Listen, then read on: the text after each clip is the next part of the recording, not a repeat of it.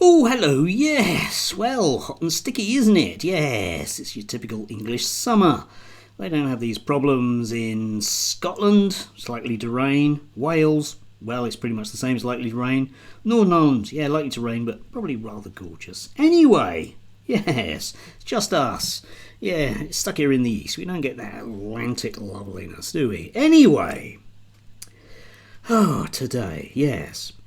One of the things I've been thinking about is the absolute waste of time it is realistically arguing with racists. Okay, racists are not people that are dealing with anything coherent or logical. All right, everybody who's a racist knows that they're a racist, and everyone who's a racist knows that racism basically is groundless, but it becomes a convenient mental prop for lots of other things in your life. It's a bit like, becoming a sort of real evangelical Christian. It means you never have to question anything, because anything that doesn't agree with that is instantaneously a lie, okay? The earth is 6,000 years ago. Evolution is a lie. End of, right? No facts, no point, no facts, no point in arguing with these people. So there isn't realistically any chance of having a kind of one of those sort of weird things like you get on the West Wing programme where President Bartlett sort of, outsmarts the Republican guy about Christianity.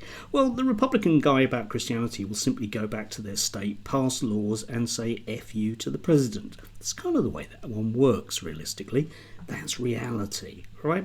Trump doesn't have to say anything true.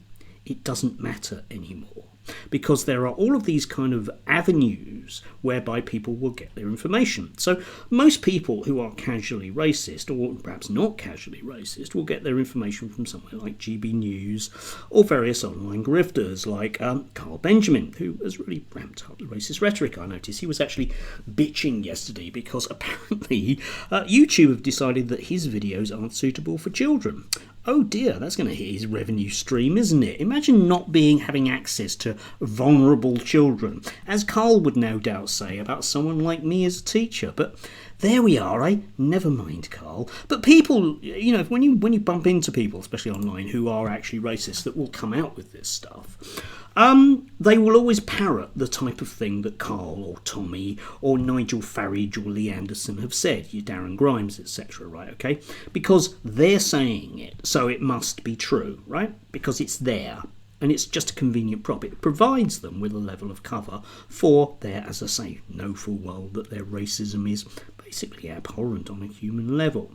But there's another layer to this as well, which is your rather nasty racist academic writer, if I can put it that way. And yesterday there were two of them that got quite a bit of airtime. First of all, on GB News there was David Starkey, who David Starkey was born in 1945. I want to put this in context, right? David Starkey was born in 1945, so he's an very early period boomer. I was born in 63. I'm a late period boomer, right? We straddle the gammon boomer types, yes, and in many ways that does speak volumes about both of us. But leaving that aside, okay, so what he was saying was this, okay, link down below, you can see it for yourself. The Britain I grew up in was the most peaceful, gentle, homogeneous society to have ever existed, right? That has been destroyed by Tony Blair and New Labour to force us to become multi-ethnic for our good. Now, leaving aside the kind of rubbish way that that's put there, let's just think about David's life post-1945 in some form of context, because David would have grown up into a world that was quite austere. Okay, so when he was 5 in 1950, there would have still been a lot of the effects of the war in terms of rationing and things like that. Social housing was only starting to get off the ground. The NHS was only 2 years old. But he lived in a world that has a very, very positive outlook, because it was the post-war boom and capitalism had accepted that it was going to have to give stuff to the workers. People's wages were rising and continued to rise for about another 15 years.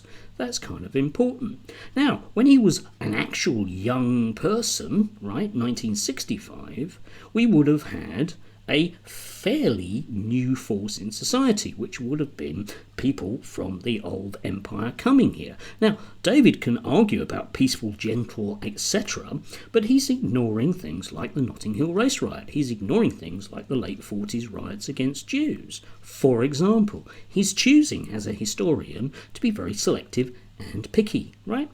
Moving on, we can think about the 1970s, a period of great social strife in Britain as we got the Yom Kippur War in 73 and the oil price spike, which led to things like the 3-day week. But it also led to a great deal of economic resentment against people like British Asians who were starting to arrive. It wasn't a peaceful place to live. Think Lewisham at 77. Move on, if you like, to 81. You see, it's easy to do, David, isn't it? Anyway, actual factual stuff, yeah. 81. Yeah, the specials are #1 with Ghost Town. Seems very apposite today, doesn't it? Yeah. Yeah, throughout the 80s there was an enormous amount of strife. We haven't even got to Blair yet, but David is choosing to ignore it. And then magically, according to him, we arrive at Tony Blair when everything was awful suddenly. Except, of course, those of us that are of a certain age that do have a memory can remember that things weren't bad, because you could do weird things like ring up for an ambulance and it would be there in 10 minutes, and it would take you to A&E and you'd get seen pretty much straight away, and you'd get a bed if you needed one, or you'd be sent out into the community with a full range of support, including easy access to a GP. It was called the Blair years. Now, you can argue the toss about whether or not that was simply being supported on a float of cheap money. Okay, but society was pretty okay in those days, wasn't it? Yes, the BNP were basically had to pack up their bags because people were feeling economically okay. Bit like in the 60s, what David is talking about. It's the economics, not the colour of the skin. But magically in his world, of course, he has to locate the communists being at fault. So it becomes Tony Blair's fault, okay? Now you can argue about Tony Blair's government's role in terms of the 2008 financial crisis. But it wasn't them that imposed austerity, was it? It wasn't them that allowed millions of people in to keep the economy afloat. It wasn't Tony Blair that did that. Sorry, David. But the problem I have mainly with David, of course, is that he's an historian, so he must be right. So all of those nasty grifters that tell the nasty racists the things they want to hear listen to David Starkey and parrot what he says as though magically it's true. Because Darren Grimes' only source of information is whatever he can remember from the last 5.5 seconds. He has no knowledge of history whatsoever. And Carl pretends, sitting in a leather armchair, to know lots and lots about history. But he just doesn't. He knows nothing about British history, but that doesn't stop him pretending, because he has this kind of weird intellectual cover from rather nasty reactionary old men like David Starkey.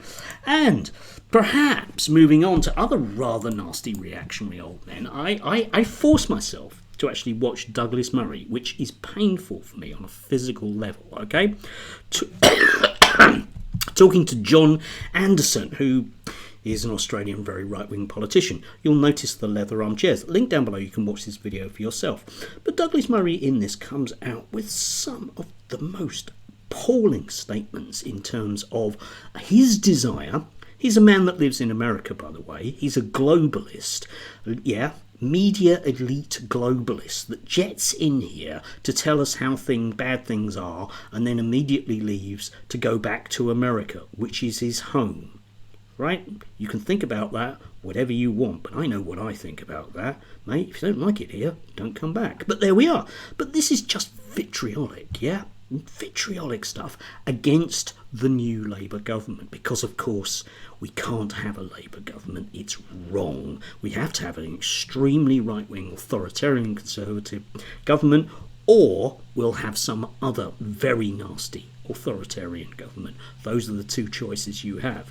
But of course Dougie won't go anywhere where people might ask him awkward questions about his vitriolic racism.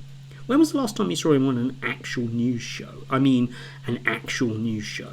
Yeah, he doesn't do them. The last time I can think of was when he went on Piers Morgan, where he was rather nasty and bullying to a woman there, primarily because she was more working class than him. You see, Dougie, for all his, not liking brown people, doesn't like anybody at all who isn't him. Okay, I imagine that his house is packed full of mirrors. But again, you see, people will point to him as, oh, well, Douglas Murray said that, so it must be true, yes. And his words, I just don't want them here. Well, in my words, I don't want Dougie here, right? I don't want David Starkey spouting this stuff. I think it's important that we shut down, and I mean this, these various right-wing organisations that spew a kind of neo-fascism. And that's what it is. It's nasty, racist bile. Now, if they want to say things to people, I think that they should go through regular news channels where regular news people will ask them awkward questions. But of course they won't do that, because that's too threatening and it's too intruding on their revenue sources, which in Dougie's case is all basically American billionaire evangelical money.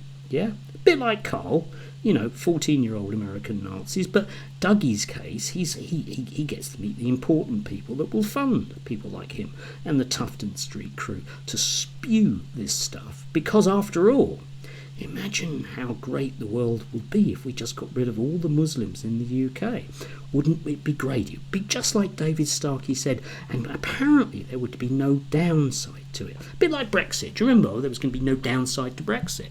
But of course, people like David Starkey, what they don't tell you as well is that whilst it was very, very peaceful and calm in the UK in the 1950s and 1960s, the British Empire was still busily doing its stuff abroad, which, if you ask Kenyans or Malaysians about their experience of the British Empire in those days, you might well get a slightly different answer to his. Still, that's just a factual thing. It's not a feeling, is it? Yeah? I can't stand these people.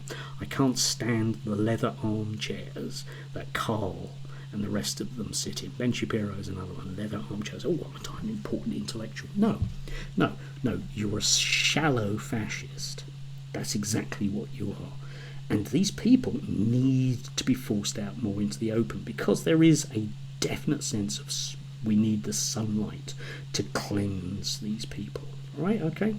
Whenever push comes to shove, people don't want nasty fascists, racists on the street, because nasty fascists and racists allowed to be on the street make everybody's life miserable. Everybody, black, white, yellow, gay, straight, because they don't care who they hit, so long as it's somebody that looks slightly different to them.